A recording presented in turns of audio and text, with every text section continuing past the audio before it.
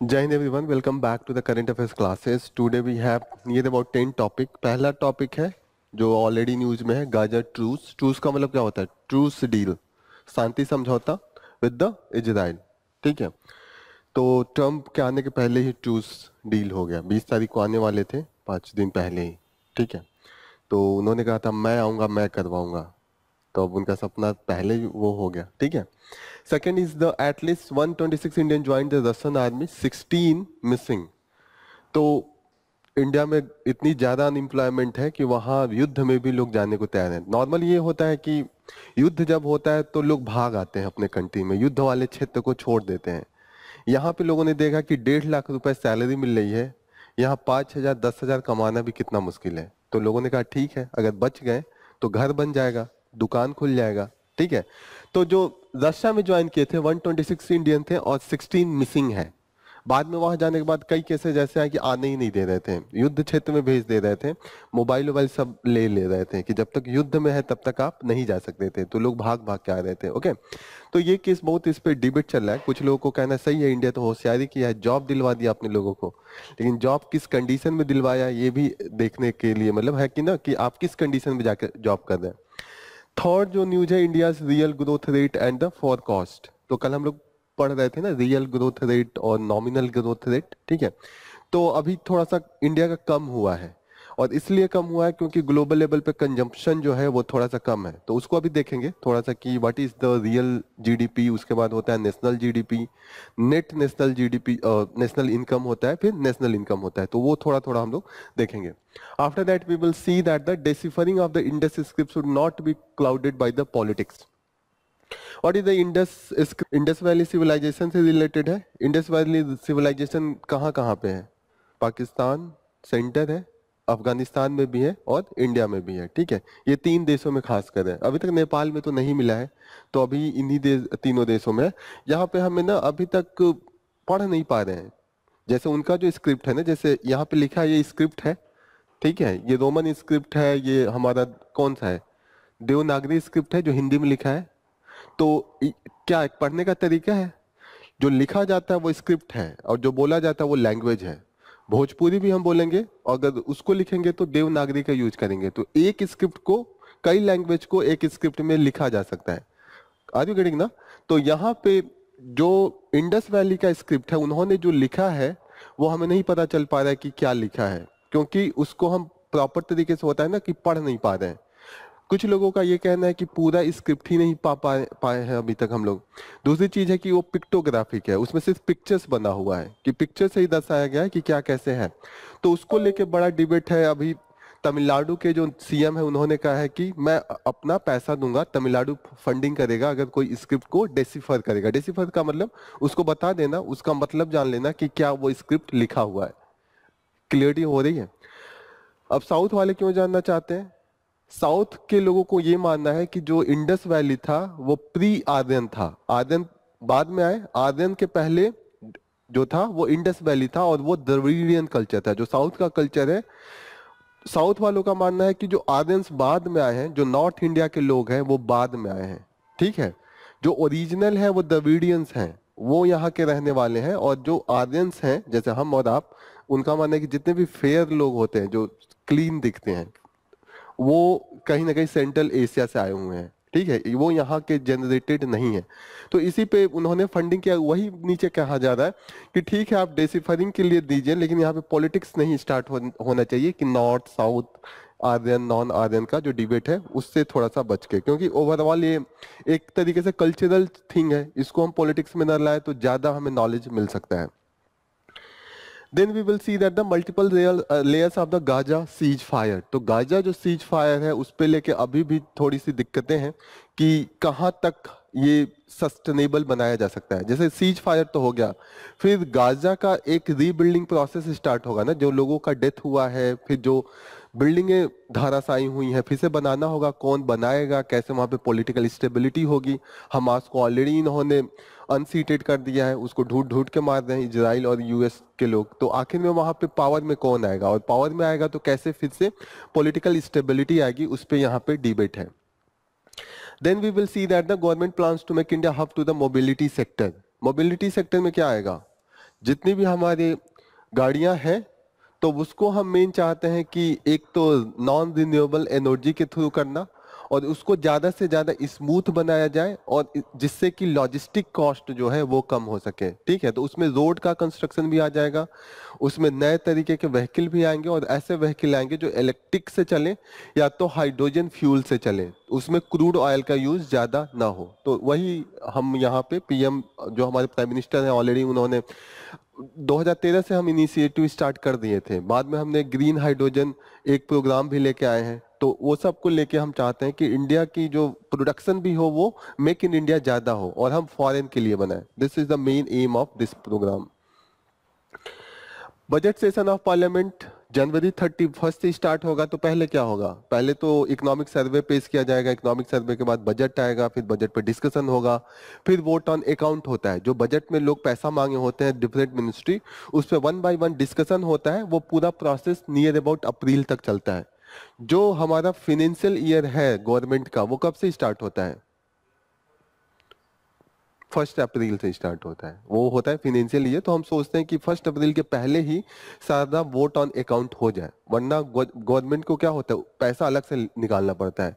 तो इसीलिए पहले ये बात का प्रोसेस था, पहले ये सब चीजें मार्च अप्रैल में होती थी, अभी हमने इसको पहले करके Feb 1 से ही कर दिया कि बजट हम ऑलरेडी डिस्कशन स्टार्ट कर देंगे। Court must not use abetment. Abetment का होता है कि किसी को आप उकसाएं सुसाइड करने को। तो यहाँ पे है कि सुसाइडल चार्ज जो है, सुसाइड्स पे बहुत डिबेट है। सुसाइड बहुत एक तरीके से होता है कि आजकल पुलिस के हाथ में भी टूल बन गया है। मानिए किसी ने बोला और उसने कुछ ऐसा निगेटिव एक्शन ले लिया, तो 4 लोगों को पकड़ के लाते हैं, कहते हैं कि आप ही ने उसको सुसाइड के लिए उकसाया था, या जो भी है। तो सुसाइड क्रिमिनल एक्टिविटी है, और कोई सुसाइड के लिए उकसाता है वो भी क्रिमिनल एक्टिविटीज होता है। तो मानिए कोई सुसाइड किया, उसके पहले किसी से कुछ झगड़ा हुआ हो या कोई बातचीत हुई हो, तो 4 लोगों को पुलिस पकड़ के लाती है। तो पुलिस के हैंड में ये जो सेक्शन है 306, जो पहले आईपीसी 306 था, और अभी कितना है, 108 है, जो अभी वाला है 108 या 106 है, अभी देखते हैं। ठीक है, तो उसको बहुत मिसयूज किया जा रहा है। तो वही जुडिशरी का कहना है कि थोड़ा सा इस चीज को हम केयरफुल तरीके से यूज करें। Researcher question, iron deficiency is the key cause of the anaemia. माना जाता है कि इंडिया की जो वीमेंस हैं, most of them are facing with anaemia. Anaemia किस लिए होता है? डिफिशियंसी ऑफ आयरन होता है, और वो कैसे मिलता है? गवर्नमेंट एक प्रोग्राम चला रही है, उसमें फोलिक एसिड देते हैं, फोलिक एसिड में आयरन मिला हुआ होता है, तो वो होता है। इसीलिए कहा जाता है कि साग खाया कीजिए, साग में आयरन ज्यादा होता है। ठीक है, next important news is the two fix economy boost consumption. तो यहाँ पे है कि अगर इकोनॉमी को फिक्स करना है तो कंजप्शन बूस्ट करना पड़ेगा। जैसे होता है ना कि हमने कमाया और अपने तिजोरी में रख लिया, तो इकोनॉमी में पैसे नहीं आ रहे, सिर्फ एक आदमी को बेनिफिट आ रहा है। लेकिन मैं कमाया, फिर जाके मैं टेबल खरीद के लाया, फिर जाके मैं चेयर खरीद के लाया, फिर मैं सोफा खरीद के लाया, फिर मैं टीवी खरीद के लाया, फिर मैं फ्रिज खरीद के लाया। तो चीजें मैं खरीद रहा हूँ तो वो लोग बनाएंगे ना, तो बनाएंगे, उनके भी पास पैसा जाएगा, फिर वो भी खरीदेंगे। तो इसीलिए माना जाता है कि एक इकोनॉमी सेविंग जरूरी है, लेकिन सेविंग का एक लिमिट होता है। आपको उतना ही बचाना चाहिए जितना कि मतलब एक मिनिमम नीड है। उसके सिवा वो इकोनॉमी ज्यादा फ्लरिश करती है जहां पे लोग एक्सपेंडिचर भी करते हैं। जैसे यूएस की इकोनॉमी है, यूएस में लोग सिर्फ कमाते नहीं है, खर्च भी करते हैं। इंडिया में क्या है, सिर्फ कमाते हैं, खर्च करने के नाम पे जीरो होता है। तो यहाँ की इकोनॉमी इसीलिए ज्यादा वाइडर नहीं हो पाती है, ज्यादा हम इंक्लूसिव नहीं बना पाते हैं, और इसीलिए जो गैप है अमीर और गरीब के बीच में वो बढ़ता जाता है। जिनके पास है वो बचा बचा के रखते जा रहे हैं, और जिनके पास नहीं है उनके पास कोई स्रोत ही नहीं मिला है। तो यही बोला जा रहा है कि अगर हम चाहते हैं कि इकोनॉमी फिक्स करें तो हमें कंजप्शन बूस्ट करना पड़ेगा, इंटरनल कंजप्शन भी, एक्सटर्नल कंजप्शन भी। तो इसको अभी देखेंगे। Chinese population decline for the 3rd consecutive years. सोचिए, तो इंडिया भेज दिया करे, अब वहां पे दिक्कत है कि वहां पे लोग नहीं मिल रहे हैं जो सर्विस दे सके। वहां के जो बूढ़े जो बुजुर्ग पॉपुलेशन है वो ज्यादा ग्रो होती जा रही है, और हमेशा बुजुर्ग पॉपुलेशन के लिए ज्यादा मेडिकल असिस्टेंट्स, मेडिकल सर्विसेज और काम फैक्ट्री में बुजुर्ग लोग थोड़ी करेंगे। यंग ही तो करता है जो इसकी एज 15 से 60 के बीच में होती है, या 15 से 65 मान ले। तो यहाँ पे देखा जा रहा है कि चाइनीज जो इकोनॉमी है इसीलिए अब डिक्लाइन पे जाएगी, क्योंकि उनकी फैक्ट्रीज में काम करने के लिए लोग ही नहीं है। ठीक है, तो एक तरीके से इंडिया के लिए अपॉर्चुनिटी भी है, हम अपने यूथ को अगर ट्रेन करें, स्किल करें तो भेज सकते हैं, लेकिन ट्रेन स्किलिंग थोड़ी कर रहे हैं, हम तो गुटखा पान यही खिला रहे हैं। तो this is the main reason. तो हम बढ़ा तो रहे हैं अपना पॉपुलेशन, इसीलिए कहा जा रहा है कि इंडिया का जो डेमोग्राफिक डिविडेंड है वो डेमोग्राफिक डिजास्टर न बन जाए। जो डिविडेंड है, डेमोग्राफिक डिविडेंड का मतलब आपके पास यंग पॉपुलेशन है तो आप उसको स्किल कीजिए, एजुकेट कीजिए, ट्रेन कीजिए ताकि वो लायक हो सके। और बहुत से कंट्रीज में डिमांड है, जैसे इटली है, जापान है, यहाँ पे बुजुर्ग लोगों की संख्या ज्यादा है और उनका पॉपुलेशन डिक्लाइन है। इंडिया में ही देख लीजिए, इंडिया में केरला के पास अब नीड आएगा जहां पे एम्प्लॉयमेंट बाहर से जरूरत होगी, वहां पे जो पॉपुलेशन है वो डिक्लाइन की है। तो बुजुर्ग बढ़ेंगे तो उनको क्या होगा, सर्विस देना होगा, और उनके लिए जो काम करने के लिए बाहर से यंग जाएंगे, तो उसी को लेके यहाँ पे थोड़ा सा डिबेट है। प्रेसिडेंट गिव अवे द खेल रत्न मिला है, किसको किसको मिला है वो देखेंगे, पीसीएस के लिए इंपॉर्टेंट होगा, ठीक है। तो this is all about from the today's news. Let's start with the, थोड़ा सा इसको डिटेल में करते हैं। पहला यही न्यूज है कि जो ट्रूस हुआ है, किसके मीडिएटर, कौन मीडिएटर है इसमें? मीडिएटर एक तो यूएस है, लेकिन मेन मीडिएटर कौन है? यूएस तो हमेशा इजराइल के साथ था, तो ठीक है वो भी मीडिएटर बोल रहा था, लेकिन असली वाला कौन है? कल ही परसों डिस्कस कर रहे थे, उसका कैपिटल पे डिस्कस किया था, खोल के मैप में देखे थे। कौन? यूएई है ना, यूएई है। और ये हुआ है दोहा में। दोहा किसका कैपिटल है? कतर का, ठीक है। कल हम लोग काफी उस दिन वो कंफ्यूज हुए थे, ठीक है। तो यहाँ पे हो रहा है, लेकिन मेन जो इसका मीडिएटर है वो यूएई है, नहीं कतर, कतर ही है। अच्छा तो यूएई कहाँ पे है? अच्छा कंफ्यूजन आज भी। हम्म, ओके। तो कतर है वो मेन मीडिएटर है, कतर का जो कैपिटल है that is the Doha, okay. तो यहाँ पे ये याद रखिएगा कब स्टार्ट हुआ था ये, 17 अक्टूबर 2023 में इन्होंने पहले अटैक किया था हमास ने, 1200 लोगों को मार दिया था और कुछ लोगों को उन्होंने कैप्टिव बना के रखा था कि ताकि वहां पे डीलिंग कर सके, एक तरीके से बार्गेनिंग हो सके, ठीक है। अब इन्होंने 1200 को मारा तो उन्होंने 46,000 लोगों को मारा, और mostly they are from the women and the children थे, तो इसको लेके काफी निगेटिव सेंटीमेंट गया था इजराइल के लिए। अब ये लोग कह रहे हैं कि लॉस एंजल्स में जो आग लगा है भगवान ने बदला लिया है। मैं कई व्हाट्सएप स्टेटस देख रहा था, देखिए भगवान ने बदला कितना मिसकैलकुलेशन करके किया। 46,000 के बदले 25 लोग मरे हैं वहां पे। आप सोचिए, पूरा लॉस एंजल्स को जला दिया, जल गया, फिर भी 25 लोग मरे। इंडिया में अगर किसी बिल्डिंग में आग लग जाती तो 25 लोग मर जाते हैं। This is the difference. और वहां पे पूरा दुनिया का न्यूज है, इंडिया में लोकल न्यूज वाले भी नहीं निकालते। 25 लोग मर गए, नॉर्मल चीज है, ठीक है। तो और यहाँ पे जो लॉस एंजल्स में है, ऑल ओवर वर्ल्ड जो पहले पेज पे आया है 10 दिन तक। दिस इज द डिफरेंस कि वो लाइफ की वैल्यू किस तरीके से लेते हैं और इंडिया में लाइफ की वैल्यू हम लोग कैसे लेते हैं। दूसरा न्यूज है अगेन यूक्रेन वॉर को लेके है। यूक्रेन वॉर में भी इंडिया के बहुत से लोगों को रिक्रूट किया था, और रिक्रूटमेंट में बहुत से लोगों के साथ जबरदस्ती भी हुआ था, कुछ लोग भाग के आए हैं, कुछ लोगों को बाहर निकाला गया है। तो यही है कि डिबेट की आप देखिए कि किस तरीके का हमने अपना इकोनॉमी बना के रखा है कि जॉब नहीं है, और जॉब वहां पे लोग ढूंढ रहे हैं जहां पे युद्ध चल रहा है, ठीक है। उन्होंने सिविलियन एरिया में काम कराने को लेके गए, लेकिन सिविलियन एरिया में भी वो ले जाके जैसे खाना बनवा रहे थे जो आर्मी का है, तो वहां पे भी तो बमबारी होती है। और यहाँ पे ये भी दिक्कत है कि इसलिए भी लेके गए क्योंकि इजराइल या यूक्रेन की मैक्सिमम जो पॉपुलेशन है, पॉपुलेशन बहुत कम है, ठीक है। पॉपुलेशन पूरे रसिया का कितना होगा, मेरे हिसाब से 14 करोड़ के आसपास है। 14 करोड़ यूपी का आधा, नियर अबाउट, ठीक है। और रसिया इंडिया का 7 गुना है, जो एरिया है वो रशिया का इंडिया का 7 टाइम्स है। तो दिस इज द डिफरेंस। यहाँ पे अब पॉपुलेशन कम था तो आर्मी में लोग कम थे, तो आर्मी में तो बाहरियों को भेजेंगे नहीं, तो आर्मी में उन्हीं के लोग जाएंगे, लेकिन उनके हेल्पर के रूप में उन्होंने इंडिया से, पाकिस्तान से, जो भी उनका मतलब खास कंट्री था वहां से लोगों को लेके आए जहाँ पे भी जॉब की जरूरत थी। तो यहाँ पे ये डिबेट में चल रहा है कि इंडिया का अपोजिशन और जो पॉलिटिकल पार्टी है वो भी एक दूसरे से इस पे काफी बहसबाजी चल रही है।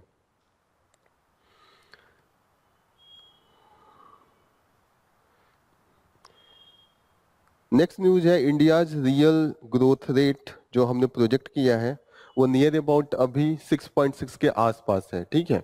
वो भी कम होके 6 के आसपास रुकने के चांसेज है। और जो नॉमिनल है वो 10 के आसपास चलेगा, 10 से 11 के बीच में। तो what is the nominal, what is the real, कल डिस्कस कर रहे थे ना, बताइए। Market value of the overall production of a country in A 1 year. 1 year की जो प्रोडक्शन होती है, तो प्रोडक्शन क्या क्या एक देश में हो सकता है एग्रीकल्चर से लेके आप जो मैन्युफैक्चरिंग होता है, जो सर्विस सेक्टर में है, सब प्रोडक्शन ही है। तो एक देश का जो ओवरऑल प्रोडक्शन की वैल्यू होती है, इंटरमीडिएरी उसमें से निकाल के, वरना डबल काउंटिंग का चांस होता है। जैसे मानिए ये चेयर जिसने बनाया होगा, तो ये चेयर की वैल्यू उन्होंने बेचा होगा 1,500 2,000 जो भी बेचा, ठीक है।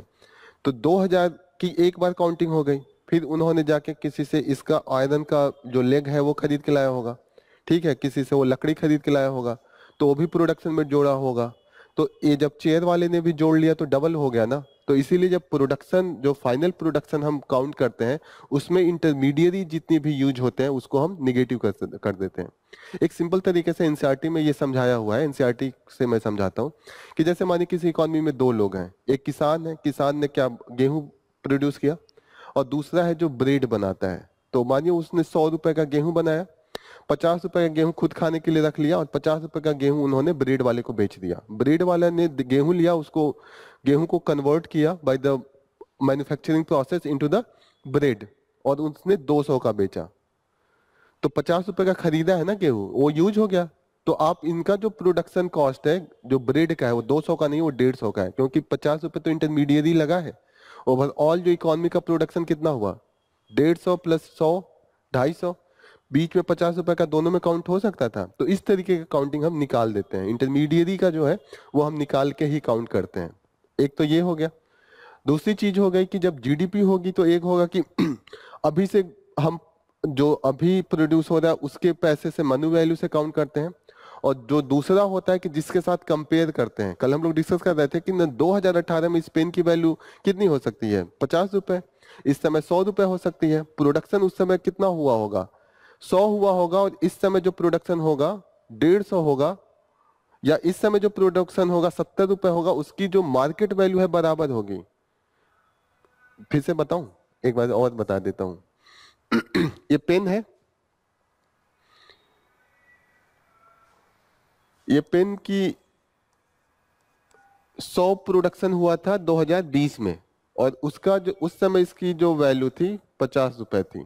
एक पेन की वैल्यू 50 रुपए थी। टोटल प्रोडक्शन उस साल कितना होगा पेन का, 5,000 रुपए का होगा, ठीक है।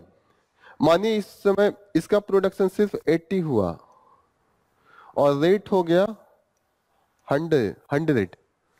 अभी मैं इसका प्रोडक्शन कहूं कि पेन का प्रोडक्शन वैल्यू कितना है, 8,000 रुपए हो गया।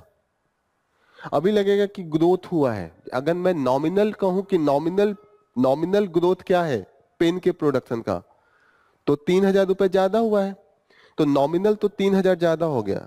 रियल में ये होगा कि हम जो है, जो इसका कॉस्ट है वो फिक्स कर देंगे किसी एक बेस ईयर के थ्रू। तो बेस ईयर अगर हम मानूं कि 2000 बेस ईयर है, और मैं फिक्स करूं, तो उस समय का रेट 50 रुपए था, 80 प्लस 50 4,000 रुपए हुआ। तो ग्रोथ निगेटिव में चला गया ना। तो रियल ग्रोथ क्या है, माइनस में है। लेकिन अगर सिर्फ पैसे से जोड़े तो ग्रोथ रेट क्या होगा, ज्यादा दिखेगा। तो real GDP and nominal GDP में यही डिफरेंस होता है, हमेशा नॉमिनल जीडीपी ज्यादा होता है।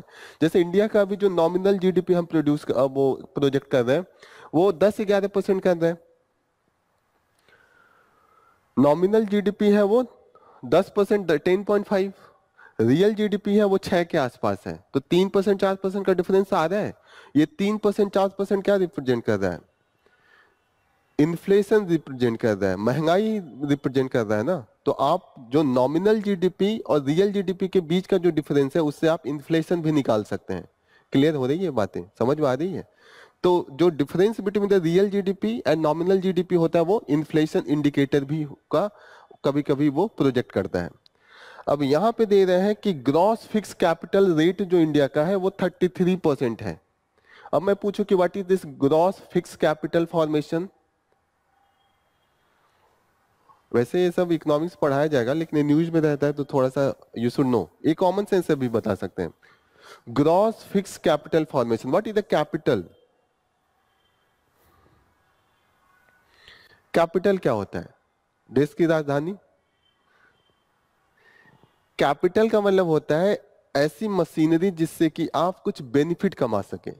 दो तरीके का प्रोडक्शन होता है, एक हुआ जैसे कि बिस्किट हुआ, तो बिस्किट मैं खा जाऊंगा तो वो कंजप्शन के लिए सिर्फ हुआ।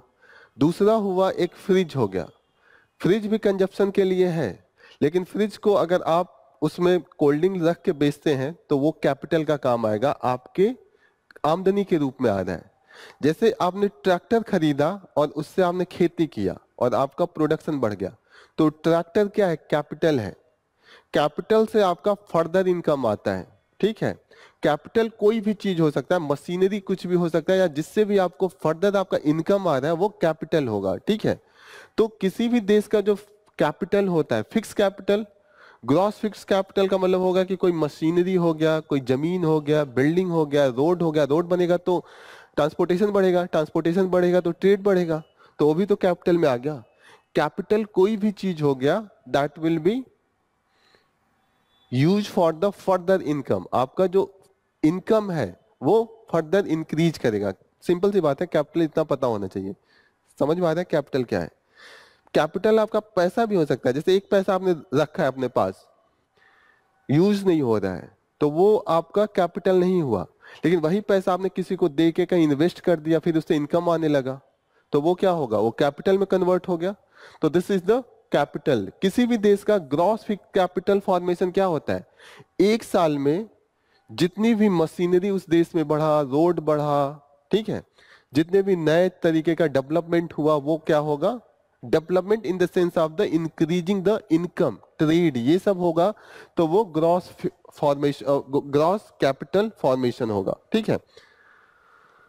ये चीजें क्लियर हो रही हैं कि व्हाट इज दिस? अब यहां पे दूसरी चीजें दिया हुआ है, incremental capital output ratio. India में जो हो रहा है 33% हो रहा है, कि जितना हमारा पुराना कैपिटल था उससे 33% इंक्रीज हो रहा है, यही हुआ ना। जितना कैपिटल बढ़ेगा उतना ज्यादा उस देश की जीडीपी बढ़ेगी, मशीनरी बढ़ेगी, तो इसका मतलब प्रोडक्शन ज्यादा होगा, प्रोडक्शन ज्यादा होगा मतलब आपका ओवरऑल जीडीपी बढ़ी, ग्रोथ बढ़ा, यही है। तो हमेशा ये पॉजिटिव इंडिकेटर होता है, अगर ये बढ़ रहा है ये अच्छी बात होती है किसी भी देश के लिए। अगर कैपिटल फॉर्मेशन बढ़ रहा है तो अच्छी बात हुई ना, मशीनरी, बिल्डिंग्स, रोड, ये सब बढ़ रहा है, ठीक है। दूसरा यहाँ पे टर्म है कि इंक्रीमेंटल कैपिटल आउटपुट रेशियो जो इंडिया का है, higher than the 5 in the recent year. तो पहली बात ये समझिए कि what is this incremental capital output ratio, ये क्या होता है?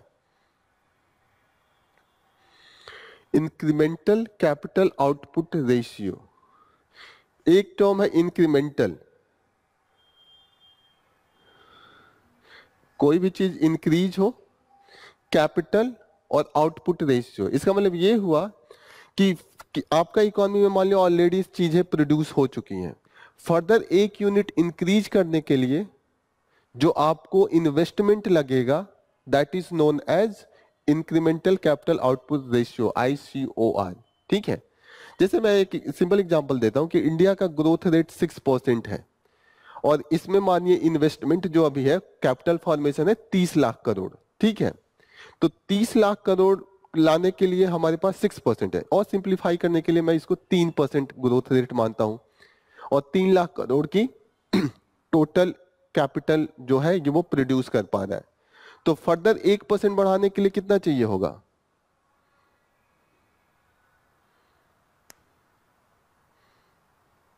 10 लाख और चाहिए होगा, 30 लाख मिलके 1% बढ़ा रहा है ना। एक दूसरा एग्जांपल देता हूं, जैसे मानिए आपका जो आउटपुट है किसी मशीन से, आप कुछ एक पेन बना रहे हैं या कुछ पेंसिल बना रहे हैं या कुछ भी बना रहे हैं, एक ब्रेड ही बना रहे हैं, तो एक पैकेट ब्रेड बनाने में या 10 पैकेट ब्रेड बनाने में आपको 100 रुपए का खर्चा आ रहा है। तो फर्दर एक और इंक्रीज करना है, 10 से 11 करना है, तो आपका कितना खर्चा आएगा? 10 रुपए का आएगा। तो ये क्या दिखा रहा है? इफिशियंसी दिखा रहा है। जो इंक्रीमेंटल कैपिटल आउटपुट रेशियो है प्रोड्यूस करने के लिए जो होगा वो आपकी इफिशियंसी दिखाएगा। और इफिशियंसी का मतलब ये होता है कि जितना कम पैसे में आप ज्यादा प्रोड्यूस करें तो वो ज्यादा बेहतर होता है, इफिशियंट वही तो होगा।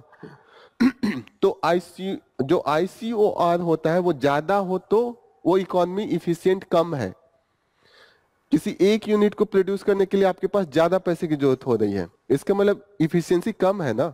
जैसे एक एकड़ का खेत है, सिर्फ एक मजदूर कुदाल से उसको क्या कर रहा है, क्या करते हैं उसको, पहले कोड़ रहा है, ठीक है, कुड़ाई कर रहा है, ठीक है। तो वहां पे कितना, मानिए एक आदमी है उसको 500 देना पड़ रहा है, लेकिन वही मैं एक ट्रैक्टर लगा दिया, वो आधे घंटे में कर दिया, और वहां पे हमने वो सिर्फ 200 रुपए पे किया और करवा लिया, तो कहीं ना कहीं आउटपुट कम पैसा लगा के करवा लिया ना। तो वो क्या होगा, that is good for economy. ICOR जो है ना, वो है कि इफिशियंसी दिखाती है कि एक नया यूनिट प्रोड्यूस करने के लिए आप कितना इनपुट लगाते हैं। ये चीजें क्लियर हो रही है, वो टफ है, समझ में नहीं आता है। ये चीजें समझ में आ रही है कि ICOR क्या है, इंक्रीमेंटल कैपिटल आउटपुट रेशियो। ये इकोनॉमिक्स में फिर से पढ़ाया जाएगा, मैं अभी समझा दे रहा हूँ क्योंकि ये न्यूज में है, बजट आ रहा है तो ये बार बार होगा। अब बजट आने वाला है, इस पे खूब आर्टिकल आएंगे। मैं जो समझाऊं क्लियर हुआ है। Incremental capital output ratio, output से यही समझ में आ रहा है ना कि कुछ प्रोड्यूस हो रहा है। इंक्रीमेंटल मतलब एक इंक्रीज करना है, इंक्रीमेंटल का मतलब वही होता है ना कि एक इंक्रीज किया, और आउटपुट का मतलब जो आपका प्रोड्यूस कर रहे हैं वन इंक्रीज कर रहे हैं। रेशियो का मतलब कि कितना आप पैसा लगा रहे हैं और कितना प्रोड्यूस हो रहा है नेक्स्ट वाला यूनिट। तो जो लास्ट वाली यूनिट है, ऑलरेडी आपने मानिए 10 लीटर बनाया आपने 100 रुपए में, लेकिन जो आपने 11वां यूनिट वो प्रोड्यूस किया वो 9 रुपए में बना दिया। 9 रुपए में बनाया, उसका मतलब 1 रुपए का आपने फायदा करा लिया और प्रोड्यूस उतना ही किया। तो कहीं ना कहीं ICOR जब कम होगा तो वो एक इकोनॉमी के लिए अच्छी बात होती है। तो कभी कभी स्टेटमेंट दे देगा कि ICOR किसी इकोनॉमी की ज्यादा बढ़ रही है तो वो इकोनॉमी अच्छी मानी जाएगी कि वो खराब मानी जाएगी, ऐसा स्टेटमेंट होगा। तो नॉर्मल लोगों को लगता है कि वो अच्छी मानी जाएगी क्योंकि वो बढ़ रहा है, लेकिन वो बढ़ रहा है इसका मतलब इफिशियंसी कम हो रही है। क्लियर हो रहा है। अगर IOCR बढ़ रहा है, that is not good for economy, ये दिखाता है कि वो इकोनॉमी इनइफिशियंट है। जब भी हम मॉडर्न टेक्नोलॉजी की तरफ जाते हैं तो IOCR जो है वो क्या होगा, कम होगा कि बढ़ेगा? कितने लोगों को लगता है कम होगा? Raise your hand. 2 लोगों को सिर्फ लग रहा है, 3 लोगों को, और कितने लोगों को लग रहा है कम होगा? कम होगा आप लोगों, और कितने लोगों को लग रहा है बढ़ेगा? बाकी 3 लोग हैं, नॉर्मल सी बात है। तो अभी तक समझ में नहीं आया। अगर मानिए इफिशियंसी किसी चीज की है, इफिशियंसी क्या रिप्रेजेंट करता है कि आप कितना पैसा लगा के कितना प्रोड्यूस कर रहे हैं। जैसे मानिए कोई ट्रैक्टर है, उसमें आप 100 लीटर लगा के 100 किलोमीटर जा रहे हैं, ठीक है। फिर नई टेक्नोलॉजी आ गई, आपने 100 रुपए लगा के 200 किलोमीटर गए, तो सिर्फ 100 रुपए लगा के आपने दुगुना बढ़ा दिया ना। मतलब पर किलोमीटर का जो रेशियो है 1 रुपए से 50 पैसे हो गए। तो जो आपका इनपुट है वो IOCR होगा, वो घटा। जब 100 में 200 गए तो घट नहीं गया, पहले 1 रुपए में 1 किलोमीटर था, अब 50 पैसे में 1 किलोमीटर हो गया, घटा। लेकिन वो तो बढ़िया चीज है ना इकोनॉमी के लिए, दैट इज गुड ना। तो IOCR अगर कम होता है तो वो इकोनॉमी के लिए अच्छी बात है, मतलब आप कम पैसा लगा के ज्यादा प्रोड्यूस कर रहे हैं। ये उल्टा समझ में आता है, लोगों को लगता है कि IOCR बढ़ेगा तो ये अच्छी बात है, वो उल्टा होता है, ठीक है। वो GDP अगर बढ़ती है तो अच्छी बात है, आपका कैपिटल बढ़ता है तो अच्छी बात है, लेकिन IOCR इकोनॉमी की घटनी चाहिए, तब उसका इफिशियंसी ज्यादा होता है। अभी भी नहीं समझ में आ रहा है? क्लियर हो रहा है? इस पे क्वेश्चन पूछता है यूपीएससी, पूछा है 1-2 साल पहले। मैं अभी वो क्वेश्चन आज ढूंढ के देता हूँ आप लोगों को। आप लोग चैनल ज्वाइन कीजिएगा, चैनल पे हम लोग क्वेश्चन पोस्ट करते हैं जो है ना। तो वो प्रीवियस ईयर का टेस्ट पेपर होगा या हम ही यहाँ पे जो लेते हैं उसका भी क्वेश्चन हम लोग पोस्ट करते हैं ताकि आपका रिवीजन होता रहे। तो वो डेली 4-5 क्वेश्चन आएगा, आप लोग उसको सॉल्व करते रहिए तो आपका रिवीजन होता रहेगा। और जो द हिंदू का भी हम लोग डालने वाले हैं वो सिर्फ चैनल पे डालेंगे, ताकि हमें 10 जगह नहीं करना पड़े कि एक जगह डाल दें तो सब लोग वहीं से कर लें, ठीक है। तो ये हमारे लिए थोड़ा सा IOCR हमारा कम हो जाएगा, जैसे 10 जगह के डालने के पहले एक जगह हम डाल के सबको पहुंचा दें, ठीक है। तो this will be our plan. जो पर्टिकुलर क्लास के नोट्स होंगे वो तो ग्रुप पे डालेंगे, जिनका जो ग्रुप है, लेकिन जो कॉमन चीजें हैं, न्यूज़पेपर है, वो तो अब चैनल पे ही पड़ेगा, ठीक है। नेक्स्ट चीज इसमें आ रहा है ग्रॉस टैक्स रिवेन्यू। ये बताइए कॉमन सेंस से what is mean by the gross tax revenue. यही 3 टर्म इसमें ओवरऑल डिस्कस किया है जो आपको जानने लायक है। क्या है?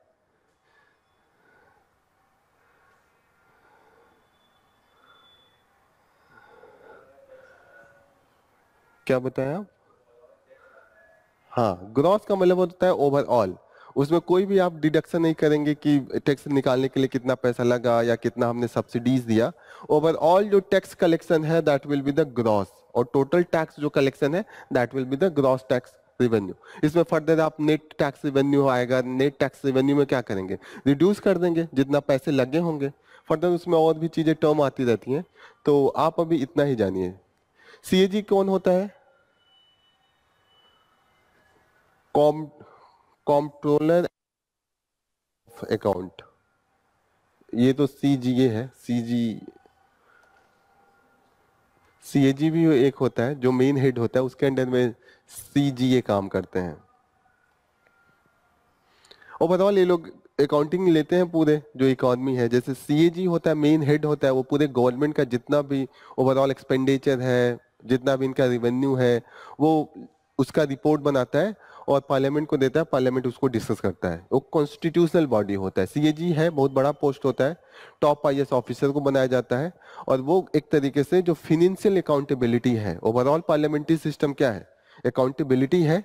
उसमें फिनेंशियल अकाउंटेबिलिटी भी आ जाएगा, जहां पे पैसे का हिसाब किताब लिया जाए। तो पैसे का हिसाब किताब जो लेता है वो सीएजी लेता है, ठीक है। उसी के अंडर में सीजीए भी काम करता है। Government ability to achieve its capital expenditure target जो है 11.1 लाख करोड़ का जो था, ठीक है। तो ओवरऑल इसमें डिस्कशन यही चल रहा है कि अगर हमें जो हम पहले प्रोजेक्ट किए थे कि 6.67 तक हम जाना चाहते हैं, तो उसके लिए क्या करना पड़ेगा, क्या क्या बढ़ना चाहिए। ये बढ़नी चाहिए gross fixed capital formation rate, और ये घटना चाहिए। ये कैसे बढ़ेगा? जब बाहर से इन्वेस्टमेंट होगा, या अपने भी जो लोग ज्यादा सेविंग कर रहे हैं, कम सेविंग करें, ज्यादा इन्वेस्ट करें, ठीक है। फिर इन्वेस्टमेंट प्रोडक्टिव चीजें पे होना चाहिए। जैसे हम लोग हैं, हम लोग अनप्रोडक्टिव, नॉन प्रोडक्टिव चीजों पे ज्यादा करते हैं। नॉन प्रोडक्टिव चीजों पे क्या क्या खर्च करते हैं, बताइए एग्जाम्पल, बताइए, आप बताइए। वो तो जरूरी है। हाँ? सबसे ज्यादा तो लोग पता है क्या करते हैं, सोना खरीदते हैं। कपड़े तो ठीक है, कपड़े तो ठंड लग रहा है तो वो तो कम पैसे होते हैं। 60,000, 2 लाख, 5 लाख का सोना खरीद के रखा हुआ है, कोई यूज है उसका? कोई भी इकोनॉमी में यूज नहीं है, सिर्फ आपने खरीद के रख लिया। तो एक ये एग्जाम्पल हो गया। ये बहुत बड़ा हेडेक है इंडिया के लिए कि हम सोना पे इतना खर्चा करते हैं, उतना अगर किसी और चीज पे खर्चा करें तो देश की इकोनॉमी बहुत तेजी से बढ़ जाए। उतना लोग मतलब कुछ कंपनी एक एक मशीन लगा ले, जो 5-5 लाख का लोग आजकल हार और बनवा के रख ले रहे हैं, वो एक एक मशीन लगवा ले तो कुछ किसी चीज का मशीन तो करीब एक प्रिंटर ही खरीद के 2 लोगों को लगा ले, प्रिंट आउट करवाना स्टार्ट कर दे, 3 लोगों को जॉब मिलेगा, ठीक है। तो एक तो गोल्ड बहुत बड़ा हेडेक है। दूसरा बहुत कॉमन है, आप लोगों को पता होगा, सब लोग सुनते होंगे,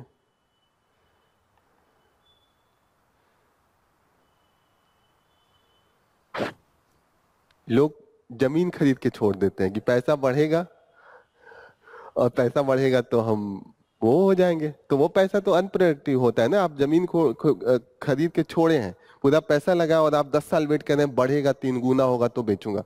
तो अगर चीजें अगर प्रोडक्शन में लग जाए तो ज्यादा इकोनॉमी को फायदा होगा।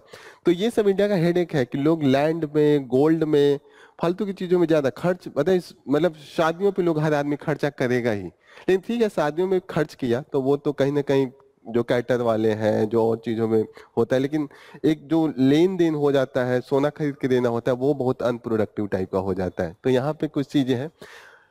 दूसरी जो सबसे बड़ी चीज ये कह रहे हैं कि कंजप्शन पे फोकस करें, और कंजप्शन अगर ग्लोबल लेवल पे बढ़ता है तो भी फायदेमंद है, क्योंकि वर्ल्ड किससे फेस कर रहा है? सिविल वॉर से फेस कर रहा है, एक दूसरे युद्ध लड़ रहे हैं, अफ्रीका में सिविल वॉर चल रहा है, यूक्रेन हमास ये सब लड़ रहे हैं, तो कहीं ना कहीं वहां पे कंजप्शन का जो डिमांड है इंडिया से कम हो गया। भले लोगों को बुला रहे हैं लेकिन जो नीड है वो कहीं ना कहीं डिसरप्ट हो गया है। तो वो भी अगर सही हो जाए तो इंडिया जो हम लोग अचीव करना चाहते हैं वो कहीं ना कहीं 8 तक भी पहुंच सकते हैं, सब कुछ सही रहा तब।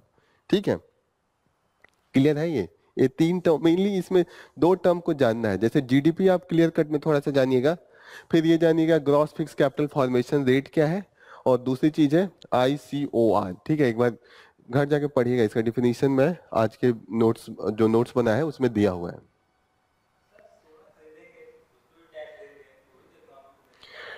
लेकिन टैक्स कुछ दिया, वो भी टैक्स लोग कहाँ देते हैं, टैक्स जीएसटी टाइप का देते हैं, ठीक है, लेकिन उसके बाद वो स्टे हो जाता है ना। मानिए आपने सोना खरीदा 60,000 रुपए का, कम से कम खरीदना ही होगा, 10 ग्राम भी इस समय 80,000 का हो गया है, ठीक है। तो 80,000 का खरीदा, मानिए आपने 12% टैक्स दे दिया ना, 9% दे दिया, तो तो आपने मानिए नियर अबाउट 6,000 दे दिया।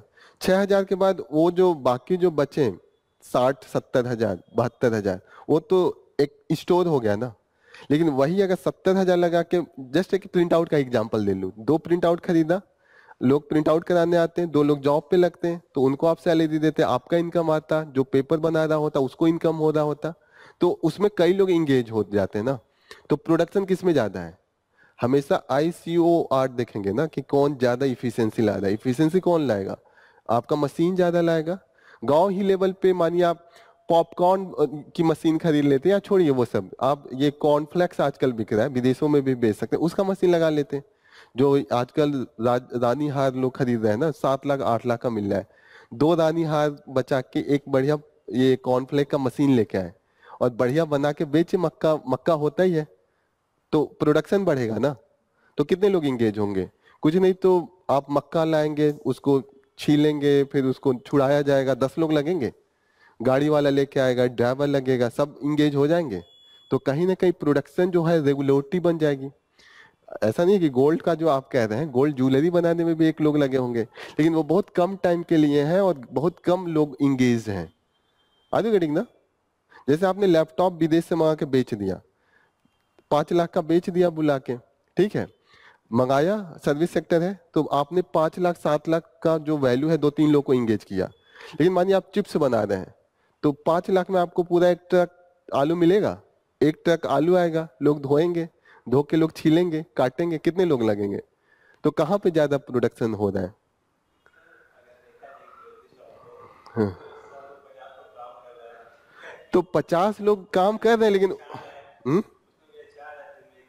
जैसे आप तनिष्क में जाइएगा, तनिष्क में कितने लोग काम करते होंगे? 20 लोग का दिखाने वाली होते हैं, 20 ऊपर भी 40 मान लिया, 40 लोगों में उसका वैल्यू पता है कितने का होगा? 100 करोड़ से कम का नहीं उनकी वैल्यू होगी, जो ओवरऑल सोने डायमंड सब रखे होते हैं। 100 करोड़ लगा के आपने 40 लोगों को दिया। आप सिंपल सा एक थ्रेशर का मशीन खोल लीजिए, जो शुगर के नहीं होता है कि उससे शुगर का जूस निकालता है, वो निकालता है। आप 1 करोड़ में लगाएंगे ना, उसमें कुछ नहीं तो 500 लोग काम करेंगे, कि वो बैल से जो लेके आएगा पूरा उसको रखवाएगा, तो जो इकोनॉमी।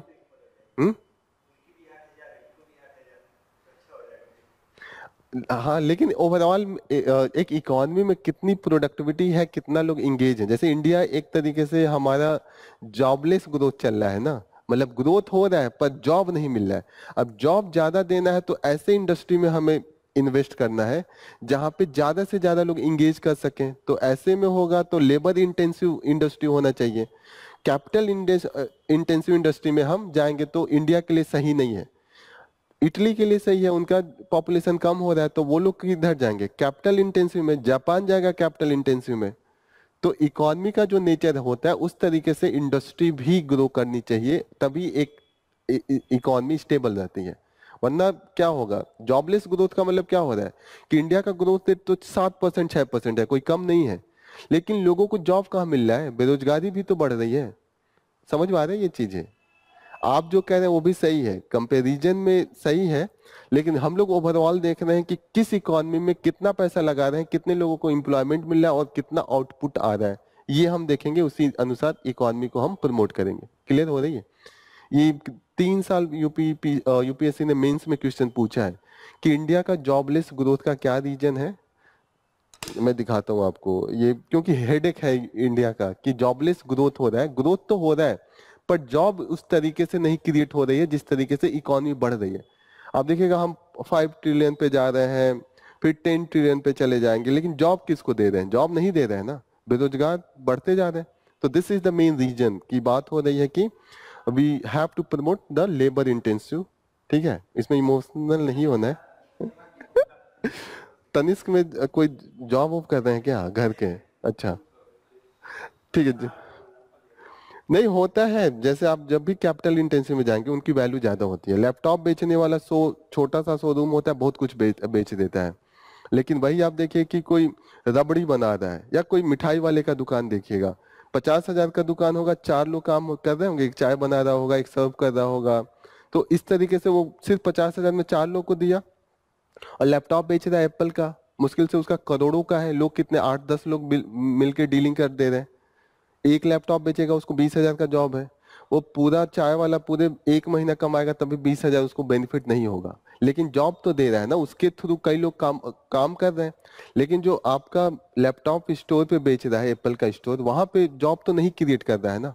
तो this is the difference. Next news जो है, multiple layers of the Gaza cease fire. तो यहाँ पे है कि गाजा का स्टार्ट कैसे हुआ था, कैसे अभी कम किए हैं, किसका किसका रोल है।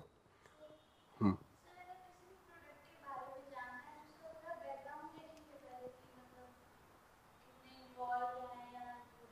वो तो ऐसे भी पता चल जाता है ना कि कैपिटल इन।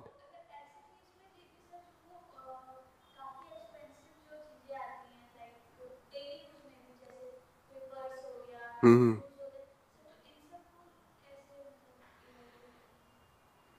इसमें देखेंगे कि मैक्सिमम लेबर मिल के बना रहा है कि मशीन बना रहा है।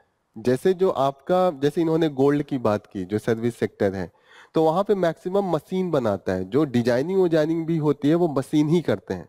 लेकिन जो आप पर्स कह रहे हैं भले महंगा होगा, लेकिन कटिंग वोटिंग में एक लेबर लगेगा। लेबर इसमें दो तरीके से देखा जाता है, एक होता है कि लेबर इंटेंसिव, एक देखा जाता है कैपिटल इंटेंसिव। कैपिटल इंटेंसिव में जहाँ मशीन ज्यादा काम करता है, पुरुष कम काम करते हैं या महिला कम काम करते हैं, मतलब वर्कर कम है।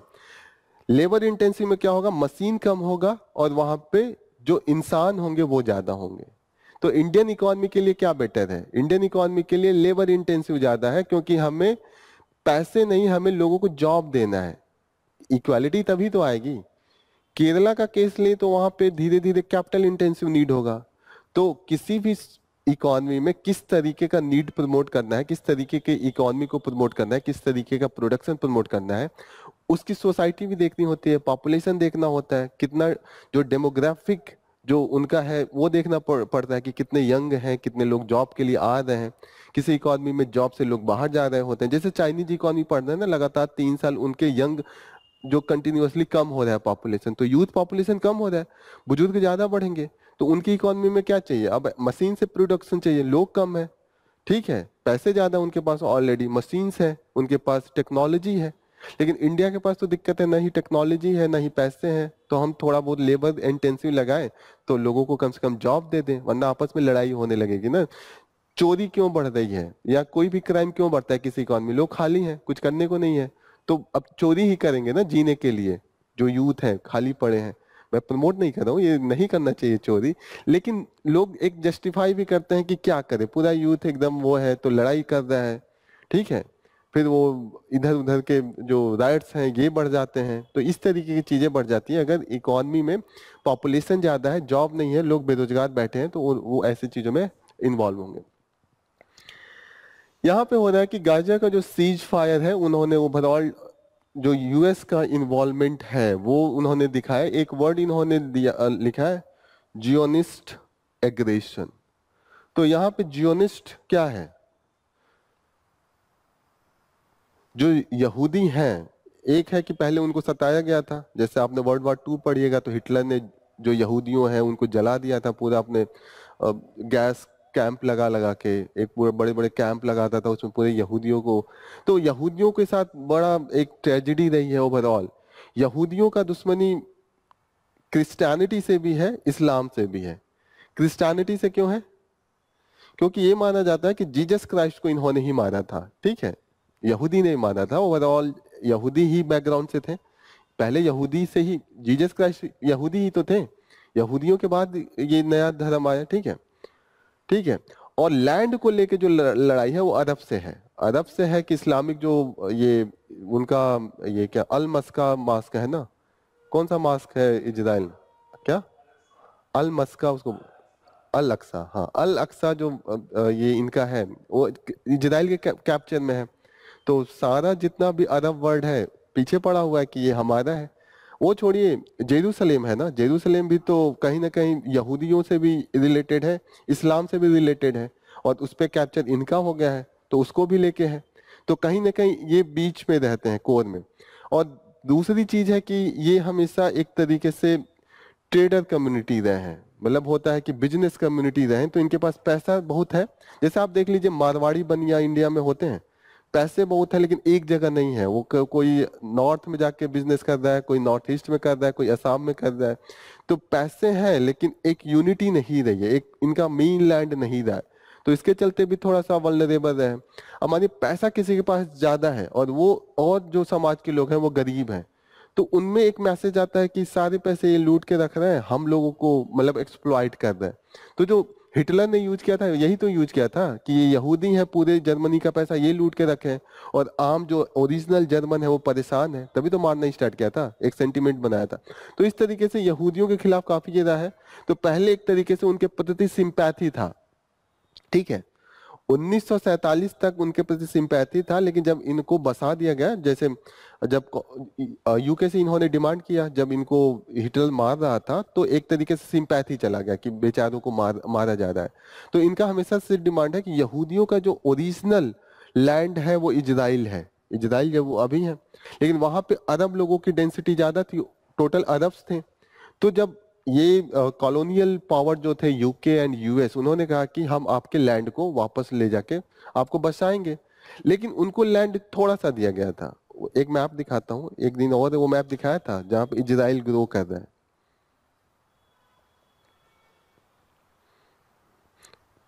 मैप एक बार ओपन कीजिए आप लोग भी।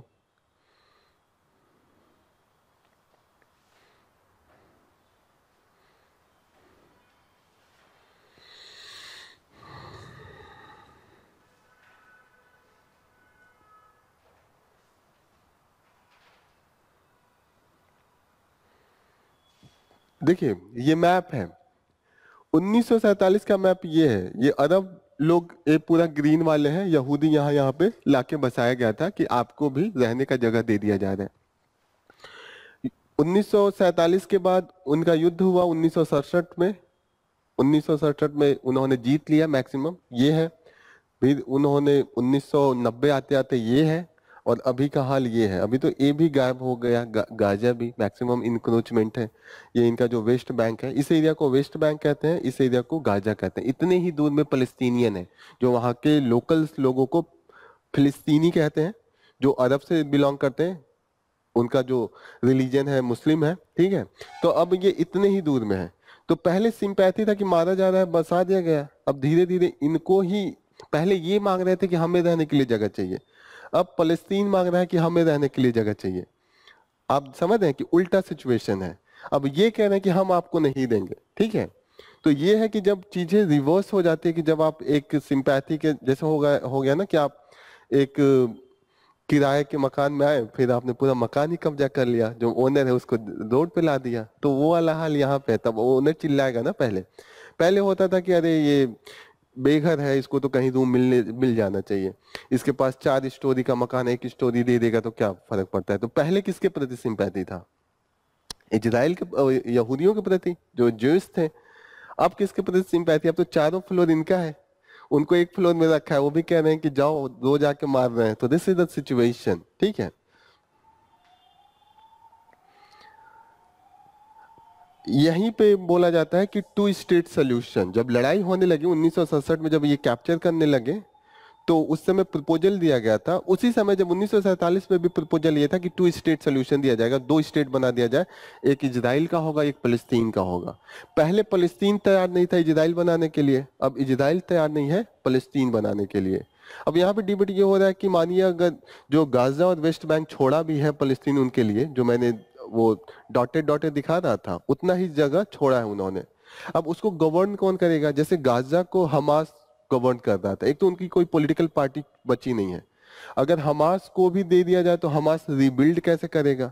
तो उसके लिए यहाँ पे बोला जा रहा है कि जो अरब वर्ल्ड है, जो सऊदी अरबिया का इन्फ्लुएंस है, ये सब चीजें दोबारा हो सकती हैं और वो एक तरीके से हमास को या कोई भी पॉलिटिकल ऑर्गेनाइजेशन गाजा में जाए और वहां पे रिबिल्ड करे। ठीक है। दूसरी चीज है कि जो अभी इमीडिएट नीड है वो है कि एड, जो जैसे लोग भूखमरी है, दवाइयां नहीं है, ये सब एड हो तभी तो होगा। तीसरी चीज है कि वहां पे कंस्ट्रक्शन रीबिल्डिंग, तो रीबिल्ड कब होगा? जब कोई पॉलिटिकल पावर वहां पे जाके गवर्न करेगा, बिना गवर्नेंस के कैसे होगा? तीसरी चीज है कि जो अभी तक हम लिंकिंग प्रोजेक्ट चला रहे थे, जैसे इंडिया का भी एक प्रोजेक्ट चल रहा था, India middle east Europe economic corridor. ठीक है। तो ये कॉरिडोर भी बने तो कहीं ना कहीं डायरेक्ट हमारा इंडिया से जो ट्रेड है सी रूट के थ्रू हम इजराइल होते हुए जा सकते हैं, तो वहां पे भी गाजा और जो वेस्ट बैंक है उसमें भी हमारा कहीं ना कहीं इम्पैक्ट पॉजिटिव ही रहेगा। अब्राहम एकॉर्ड क्या है? What is Abraham accord? Abraham accord अभी यूएस मीडिएट करके, ये जो इस्लामिक कंट्रीज हैं, जो ज्यूस कंट्रीज हैं और जो क्रिश्चियन कंट्रीज हैं, इन तीनों के बीच में हम चाह रहे थे कि एक एग्रीमेंट बने ताकि जो लड़ाई का माहौल है ये इजराइल को लेके वो खत्म हो। तो उसी को फाइनलाइज किया गया था अंडर द अब्राहम एकॉर्ड। ठीक है, क्लियर हो रहा है? Abraham accord. तो दिस इज, इसमें मोरक्को है और भी कई कंट्रीज हैं। एक बार इसमें मैं दिखा दूं कौन कौन से कंट्रीज हैं।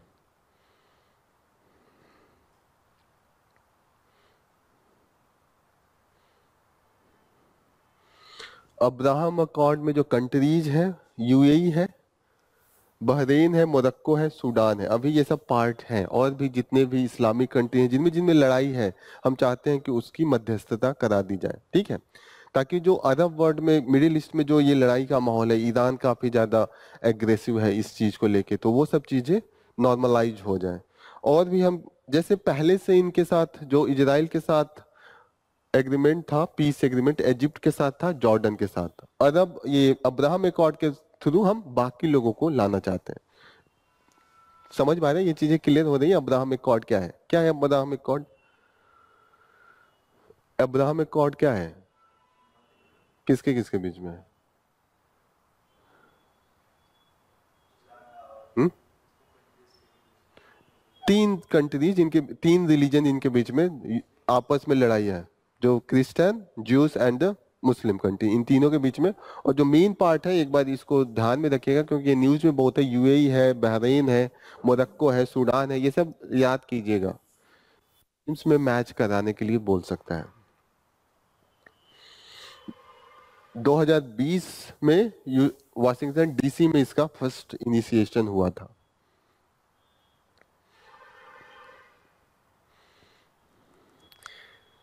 नेक्स्ट न्यूज है जो एडिटोरियल पे है कि जो सीएम ऑफ तमिलनाडु, उन्होंने कहा है कि $1 मिलियन वो प्राइज स्कीम देना चाहते हैं अगर किसी ने भी इंडस वैली को डेसिफर कर दिया। ठीक है, तो डेसिफर करने को लेके ये है कि पहला तो इस समय इसलिए भी न्यूज में है इंडस वैली सिविलाइजेशन, क्योंकि 100वां साल है जब हमने प्रॉपर तरीके से इंडस वैली सिविलाइजेशन को डिस्कवरी किया था, कि पता लगा था कि हाँ कोई डिस्कवरी है। 1924 में जो उस समय के आर्कियोलॉजिकल सर्वे ऑफ इंडिया के जो हेड थे जॉन मार्शल, उन्होंने खोज किया था 1924 में, तो ये याद रखिएगा।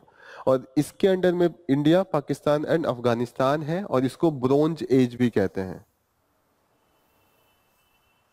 ठीक है, ब्रोंज की एज किस लिए कहते हैं? Why the bronze as? Hmm, bronze colour थोड़ी होता है। ब्रोंज क्या, वो तो ब्राउन होगा ना कलर। ब्रोंज क्या होता है? मेटल होता है। तो उस समय का जो मेन टूल्स यूज होते थे वो ब्रोंज से बने होते थे। ब्रोंज किसका किसका मिक्सर होता है? हाँ, तांबा, गुड। कॉपर एंड टिन, दो चीजों को मिला के हम ब्रोंज बना देते हैं। तब तक अभी तक आयरन की खोज नहीं हुई थी। ठीक है, आयरन की खोज वैदिक काल में हुआ था, वैदिक एज में हुआ था। ये चीजें क्लियर है? ब्रोंज और आयरन एज के बीच में डिफरेंस समझ में आ रहा है कि आयरन का जो खोज हुआ वो बाद में वैदिक काल में हुआ। ठीक है, इस समय ब्रोंज था, इसीलिए इसको ब्रोंज एज भी कहते हैं। ठीक है, इसका और भी नाम है हड़प्पन सिविलाइजेशन। हड़प्पन सिविलाइजेशन क्यों कहते हैं?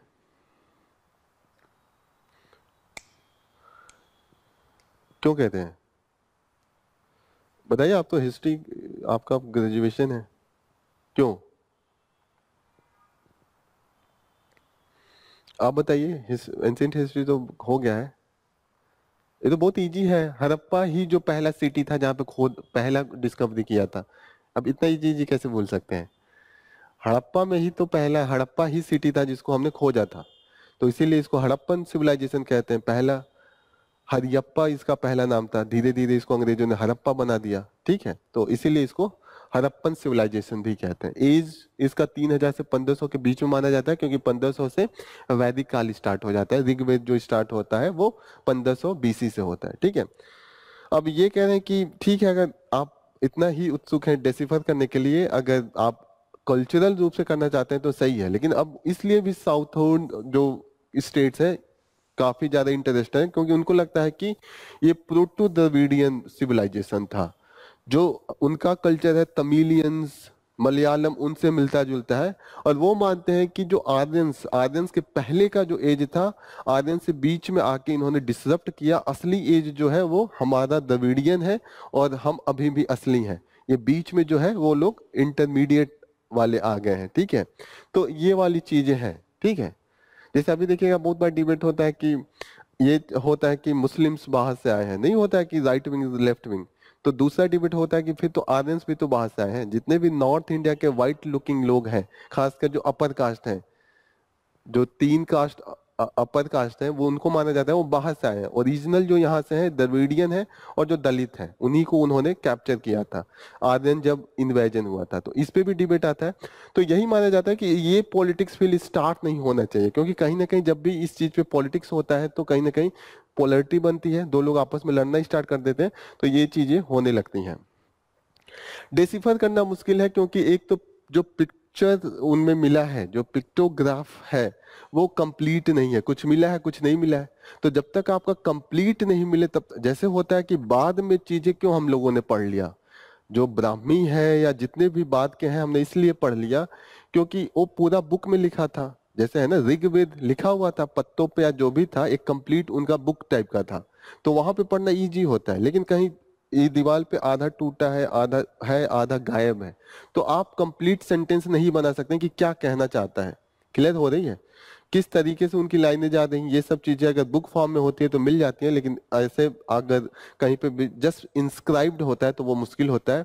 और जितना भी इंडस वैली की स्क्रिप्ट है वो इंस्क्राइब्ड है, कहीं पे कहीं कॉइन्स पे इंस्क्राइब्ड है, कहीं मतलब दीवार पे इंस्क्राइब्ड है, कहीं पत्थरों पे इंस्क्राइब्ड है, छोटे छोटे वीड हैं उन पे इंस्क्राइब्ड है। इंस्क्राइब्ड का मतलब काट के लिखना होता है ना, आप देखते होंगे मंदिरों पे कट करके लिखा जाता है, तो यहाँ पे कट करके लिखा गया है। This is the main thing. Rat hole mining को लेके काफी ये चल रहा है, क्योंकि अभी डेथ हुआ है तो यहाँ पे रैट होल माइनिंग को लेके है। कहाँ पे रैट होल माइनिंग का अभी चल रहा है? दीमा हसो, ठीक है, डीमा हसोर जो डिस्ट्रिक्ट है that is in the Assam. अब इन्होंने एग्जांपल बताया कि मैक्सिमम जो रैट होल के लिए जाते हैं, आप देखिएगा कि यहाँ पे एक पिक्चर भी दिया है, क्या कंडीशन होता है कि ये पूरा जो माइन का एरिया है, नॉर्मल माइनिंग होती है जिसको सरफेस माइनिंग कहा जाता है। सरफेस माइनिंग का मतलब पूरा आपका माइनिंग एरिया है, आप जंगल काटते, जंगल के बाद एक एक लेयर करके आप कोल निकालते जाते हैं। फिर होता है कि एकदम मैक्सिमम आप 95% निकाल देते हैं, कहीं कहीं किनारे कुछ कुछ बचा होता है तो आप छोड़ के चले गए होते हैं, उसको आप भरते नहीं है, दोबारा फिलअप नहीं करते हैं। तो ऐसे में क्या होता है, कुछ बच गया। अब बड़े कंपनी के लिए वो कुछ होता है, लेकिन आम जनता जो एकदम बेरोजगार है उसके लिए अगर 10 लाख का भी हो तो बहुत बड़ी चीज है ना, कैसे भी वो निकाल ले।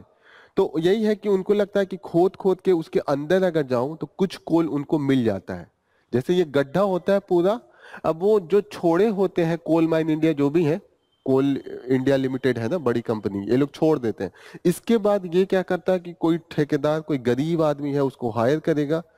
अब उसको मिलना मानिए 10,000 भी मुश्किल है महीने का, अब उसको ये लोग ऑफर करते हैं कि 30,000 दूंगा, 35,000 दूंगा। जैसे इस केस में इन्होंने कहा जिसका डेथ हुआ है, वो बताया कि उसके ऊपर कर्ज 60,000 का था। उसको कॉन्ट्रैक्टर ने कहा कि मैं 90,000 दूंगा 2 महीने में, 2 महीने में कोयला निकालो। ठीक है, नॉर्मल लोगों को 500 रुपए पर डे का मिलता है, यहाँ पे जो काम करते हैं उनको डे के हिसाब से 1,500 रुपए देते हैं। 3 गुना 4 गुना अगर किसी को मिलेगा तो यहाँ पे होता है कि जैसे इनके पास उधारी था, पहले से ही कर्ज में डूबे थे, 60,000 का था। उसको लगा कि 2 महीने कैसे भी मजबूरी में काम कर दूं तो मेरा एक छुटकारा मिल जाएगा कोर्ट से। तो ऐसे लोग वहां पे ये लोग हायर करते हैं। अब दिक्कत है कि वो जो होता है, एक तो पहले आप गड्ढे में जाते हैं, 200 फीट 250 फीट नीचे होता है, 200 फीट 250 फीट ऐसे नीचे होता है।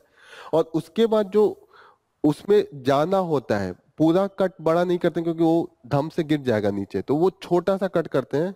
और एक मैं पिक्चर दिखाता हूँ कि वो कैसे एंट्री मारते हैं। उनमें जो कट होता है इस टाइप का होता है, हल्का सा होता है, और लेट के ही वो जाके पूरा जो कोल निकाल के लाते हैं। एक ट्रॉली टाइप का बना होता है किनारे, उस ट्रॉली में निकालते जाते हैं और भेजते जाते हैं।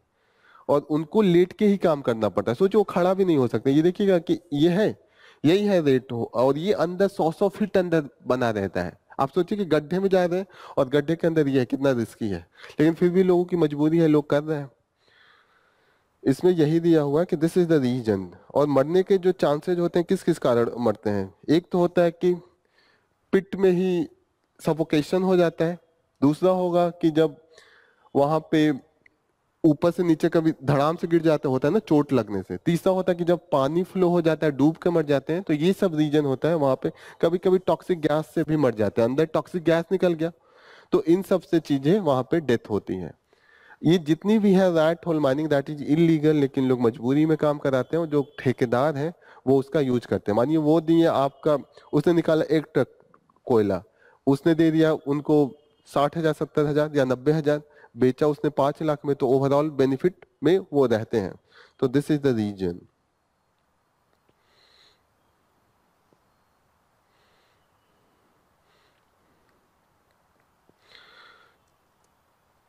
भारत मोबिलिटी ग्लोबल एक्सपो चल रहा है न्यू दिल्ली में। ठीक है, तो ये याद रखिएगा। दिस इज, यहाँ पे ये है कि जो इंडिया की कंपनी नई नई कार, नई नई गाड़ियां बना रही हैं और इलेक्ट्रिक्स कार है, तो वो यहाँ पे दिखाया जा रहा है। मोदी जी ने कहा कि गवर्नमेंट भी इनिशिएटिव ले रही है, और गवर्नमेंट ने 3 इनिशिएटिव लिया है। पहली जो इनिशिएटिव है, जो पिछले साल का बजट था उसमें हमने 11 लाख करोड़ रुपए दिया था कि हम इंफ्रास्ट्रक्चर पे देंगे, और 11 लाख करोड़ में इसमें जो मोबिलिटी इंफ्रास्ट्रक्चर था उसका भी था।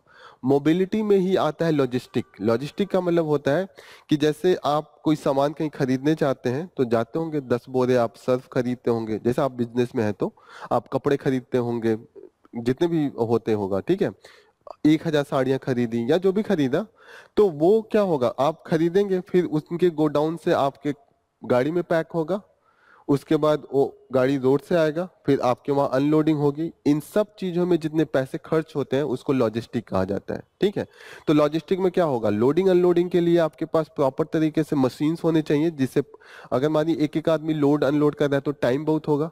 तो इंडिया में जो लॉजिस्टिक का कॉस्ट है वो भी हाई है, और लॉजिस्टिक का जो टाइमिंग है वो भी ज्यादा है। जैसे जितना तेजी से चीजें बिजनेस में मूव करती हैं उतना ही ज्यादा वो बिजनेस प्रॉफिटेबल होता है।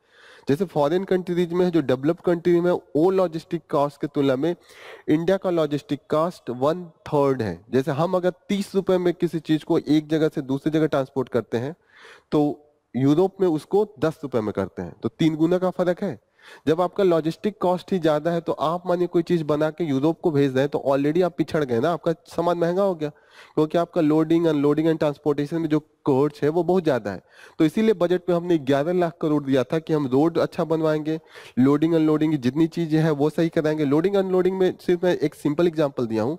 लोडिंग अनलोडिंग में ये भी होता है कि मानिए अगर कोई सामान यूपी से केरला भेजना है, तो पहले तो जहां से आपने खरीदा दुकान से, वहां से ट्रक से आएगा, फिर रेलवे में होगा, रेल पे चढ़ेगा, फिर रेल से जाएगा, वहां ट्रक में जाएगा, फिर ट्रक से अनलोडिंग होगा। तो कुछ ऐसा लॉजिस्टिक की चीजें होनी चाहिए कि आपका जो पैकिंग हो, पहले होता है कि नॉर्मल हम लोग गाड़ी में ऐसे भरते हैं एक एक करके, फिर वहां से उसका जो कार्गो होता है उसमें डालते हैं। तो हम चाहते हैं कि उस तरीके का कार्गो ये सब बॉक्स बने कि उतारना ना पड़े, वहीं पे ले जाके आप लगा दें। जैसे होता है ना पूरा का पूरा बॉक्स निकाल दें, आप एक एक चीज निकालते हैं। तो इंडिया में इतने कार्गोज नहीं है, इतने ये सब जो क्या बोलते हैं कंटेनर जो मेन जिसमें यूज होता है, सिर्फ आप पोर्ट पे देखते होंगे कंटेनर बड़े बड़े होते हैं। तो वो कंटेनर हमारे पास नहीं है, इसलिए हमारे जो कॉस्ट है उसमें भी इंक्रीज होता है। दूसरी चीज ये भी हम कोशिश कर रहे हैं कि उस तरीके का रेलवे बनाया जाए कि ट्रक ही लाद दे, ट्रक ही वहां जाए, लोडिंग अनलोडिंग करना ही ना पड़े, ट्रक वहां से जाए फिर वहां पे जाके वो अनलोड करके जाके अनलोड कर रहा है। तो इससे क्या होगा कि लोडिंग अनलोडिंग का टाइम भी बचेगा और जो उसका कॉस्ट है वो भी कम होगा। तो ये सब चीजें हैं। दूसरी चीजें हम जो चला रहे हैं, पीएम गति शक्ति प्रोग्राम भी चला रहे हैं, जहाँ पे अगेन रोड बना रहे हैं हम लोग, ठीक है, लॉजिस्टिक अगेन इंप्रूव करना चाहते हैं। और तीसरा नेशनल लॉजिस्टिक पॉलिसी, जिसमें हम खासकर जो ये कंटेनर्स हैं, उतारने चढ़ाने वाला, रोल ऑन रोल ऑफ, इसमें हम जो इनलैंड वाटर ट्रांसपोर्टेशन है, जैसे नहीं है कि गंगा बह के जाती है पूरा कोलकाता तक, तो उसका भी तो यूज कर सकते हैं। जो आपका कॉस्ट रोड में आएगा, रोड में ज्यादा फ्यूल लगेगा, रोड से कम किस में लगेगा, रेलवे में लगेगा। रेलवे में लगेगा ना, क्योंकि ब्रेक कम मारना पड़ता है, बीच में शहर नहीं पड़ता उसका, एक साथ आप जाते हैं। जैसे मालगाड़ी होती है उसका तो आप अगर आप क्लियर रखिए तो वो डायरेक्ट एक से मतलब 200-200 किलोमीटर लगातार चल सकता है। लेकिन अगर आप ट्रक से जाते हैं तो कहीं ना कहीं चौराहा पड़ेगा, चीजें बीच बीच में पड़ेंगी, उसका कॉस्टिंग हमेशा ज्यादा होता है, ठीक है। और तीसरा जो सबसे चीप है that is the inland water. Water में आप देखिएगा कि ज्यादा तेज आपको स्टीम इंजन को भगाने के लिए ज्यादा फोर्स की जरूरत नहीं होती है, तो फ्यूल भी कम लगेगा, क्योंकि पानी का रेजिस्टेंस कम होता है as compare to the land. तो इसीलिए हम जो प्रमोट कर रहे हैं वो लॉजिस्टिक जो पॉलिसी है उसमें हम इनलैंड वाटर जो कनेक्टिविटी है उसको भी प्रमोट कर रहे हैं। क्लियर हो रही है ये चीजें क्या क्या हम लोग इंक्लूड कर रहे हैं इसमें। और भी चीजें, इलेक्ट्रिक व्हीकल का प्रमोट कर रहे हैं, फिर हम नेशनल ग्रीन हाइड्रोजन फ्यूल की भी यूज कर रहे हैं। हाइड्रोजन फ्यूल जिसमें होगा कि कार्बन डाइऑक्साइड कम होगा और इफिशिएंट भी ज्यादा है, अगर हम उसको उसकी टेक्नोलॉजी सस्ती कर दे। तो टेक्नोलॉजी महंगी है इसीलिए अभी दिक्कत हो रहा है, ठीक है। क्लियर है ये सब चीजें।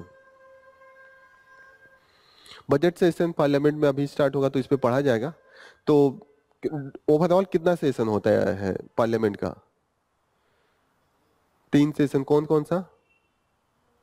हम्म एंड विंटर सेशन, 3 सेशन अभी चल रहे हैं, मानसून एंड विंटर, ठीक है। जैसे हमारे कॉन्स्टिट्यूशन में कि एटलीस्ट 2 सेशन के बीच में 6 महीने का होना चाहिए, तो इसीलिए हम मिनिमम 2 सेशन, हम 3 सेशन करते हैं। बजट में खासकर बजट डिस्कशन होता है, मानसून में आप जितनी भी एक तरीके से पॉलिसी बननी होती है वो डिस्कस हो जाती है, फिर विंटर में दूसरी पॉलिसी जो रुकी होती है उस समय डिस्कस होती है। यहाँ पे है कि सुसाइड अमेंडमेंट है, इसमें जो अभी बदला है। अच्छा, 108, सन 108 है जो नया है, 306 जो पुराना वाला आईपीसी है। आईपीसी को बदल के अभी क्या लगाया है हमने, भारतीय न्याय संहिता लगाया है। तो भारत अब पहले वाले में 306 था, अभी 106 और सेक्शन 45 है जो अबेटमेंट से है। अबेटमेंट का मतलब आप उकसाते हैं किसी को सुसाइड करने के लिए, तो ये सब चीजें लगती हैं। इसका मिसयूज बहुत हो रहा है इसीलिए ये न्यूज में है। नेक्स्ट न्यूज ये है कि जो हमारा अनीमिया है, आप सोचिए कितना लेवल पे है। 60% औरतों को अनीमिया है। मतलब यहाँ पे 3 लोग बैठे हैं, तो 3 लोगों में से एक लोग ही नॉर्मल है, 2 लोगों को अनीमिया है। मतलब दिस इज द कंडीशन, आप समझ रहे हैं। ये कहीं ना कहीं एक गरीब जो सोसाइटी होती है कि आपके पास आयरन नहीं खिला पा रहे, साग नहीं खिला पा रहे, फॉलिक एसिड इतनी सस्ती मिलती है, सारे बेच देते हैं। ऐसा है कि जितने भी हमारे स्कीम चल रहे हैं, जितने भी ये आंगनबाड़ी होते हैं उनको दिया जाता है फॉलिक एसिड बांटने के लिए, लेकिन कोई बांटता ही नहीं है। तो अनीमिया, दिस इज द, ये न्यूज में कवर किया है, तो ये आपका सोसाइटी के अंदर में आ जाएगा। यहाँ पे बूस्ट कंजप्शन, वही हम लोग बात कर रहे हैं, इस पे डिस्कस किए हैं, ये अब नहीं डिस्कस करेंगे। समझ रहे हैं ना क्या है कि इकोनॉमी फिक्स करने के लिए कंजप्शन बूस्ट करना पड़ेगा। चाइना पॉपुलेशन डिक्लाइन कर रहा है, तो इसका यही है कि इंडिया इसका एक तरीके से अपना जो डेमोग्राफी उसकी हम प्लानिंग अच्छे से कर सकते हैं, स्किलिंग कर सकते हैं, एजुकेट कर सकते हैं। तो कहीं ना कहीं हम फ्यूचर में इनके लिए एक अल्टरनेटिव दे सकते हैं। इंडिया बहुतों के लिए कर सकता है। इटली की भी जो पॉपुलेशन है वो बहुत तेजी से डिक्रीज कर रही है, और वहाँ पे भी जो बुजुर्ग हैं, एक तो उनमें बहुत लंबे साल तक जीते हैं, वहाँ पर वहाँ माना जाता है कि 60 साल में यंग हैं, सोचिए। हम लोग 60 साल में एकदम लगते हैं जाने तीर्थ यात्रा पे कि अच्छा जल्दी जल्दी कर लिया जाए, 60 से 65। वहां पे जो डेथ का है वो बुढ़ापा जो आता है, बुजुर्ग जो आते हैं 80 के बाद मानते हैं। 60 तक तो उनका लगता है कि एकदम हम एक्टिव हैं, सब कुछ एकदम पूरा हम लोग। अब भी आप लोग, अब मैं कई देखता हूँ जो हॉलीवुड के शादियां होती हैं वो 55-60 पे होती है मैक्सिमम, जो वो शादी वादी करते हैं। तो दिस इज द कंडीशन। तो this is the due to the society, किस तरीके से हम न्यूट्रिशन देते हैं, किस तरीके से फूड सिक्योरिटी देते हैं, ये सब डिपेंड करता है। लास्ट न्यूज है वो एकदम आपको सिर्फ याद करना है, वो अवार्ड मिला है तो एक बार देख लीजिएगा कि किसको किसको खेल रत्न मिला है। यहाँ पे लास्ट पेज पे है, कहाँ गया, खेल रत्न है। ये लोग न्यूज में थे, सभी लोग न्यूज में है। मेजर ध्यानचंद खेल रत्न अवार्ड, गुकेश एकदम 3-4 दिन तक टीवी पे ही घूम रहे थे। हरमनप्रीत है, ठीक है, प्रवीण कुमार है, मनु है, ठीक है। तो आप लोग एक बार इन लोगों को देख लीजिएगा कितना मेडल किस चीज में जीता है, तो ये एक फैक्चुअल है। So this is all about from the today's news. Here we will conclude our session. Thank you for joining the session. All the best. जय हिंद।